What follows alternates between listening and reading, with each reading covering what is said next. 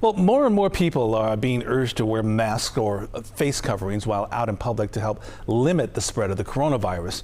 Earlier this month, the CDC urged all Americans to wear a cloth fabric over their mouth and nose to help protect themselves and others around them. Some cities and counties have also required them in public situations, like Yolo County has. Wearing these masks the wrong way, though, can be harmful. Vanessa Walker, a pulmonary and critical care physician, is joining us now to talk about the do's and don'ts of wearing these face coverings. Dr. Walker, thank you for being here with us this evening. Yeah. The first thing I want to ask you, is there a right way or a wrong way of wearing these masks? There is, absolutely. First of all, you've got different types of masks. You can see regular surgical masks that you'll see many people wearing.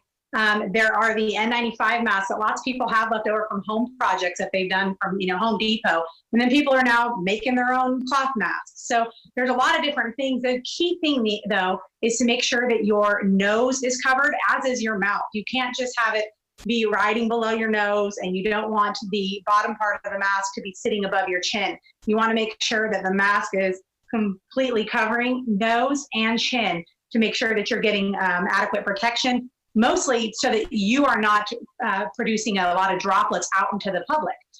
It will afford you some protection, but the majority of the protection is for others, to keep, if you are sick or if you don't know you have the virus, to keep you from infecting others.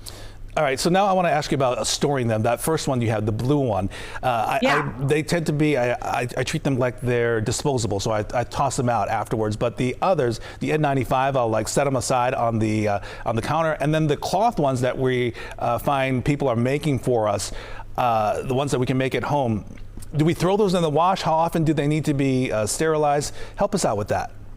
Yeah, so for your cloth masks, I would recommend washing them once a day.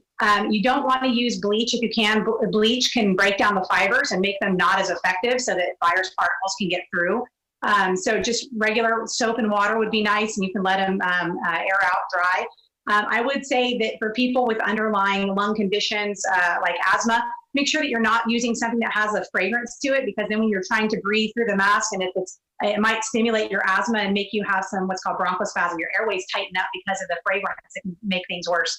And then if you have N95 masks laying around, I would not try to purchase them, because like I said, we need these. The healthcare workers need these. But if you've got some and you've been using, be careful with these.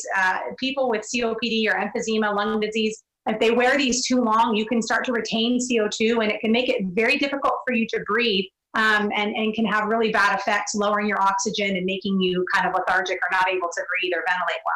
So there's lots of things.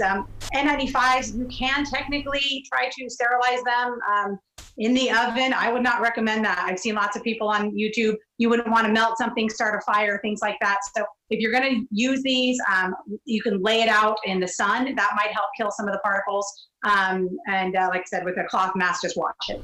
A lot of good information there, especially that tip where we shouldn't be using bleach to wash those masks, because a lot of us think that bleach will actually help sterilize them, but we didn't really think about breaking down the fibers in the mask. So thank you for that information. Dr. Vanessa Walker joining us this evening. Thank you for all of that, all of your expertise. We appreciate your time as well. Stay safe. Thank you.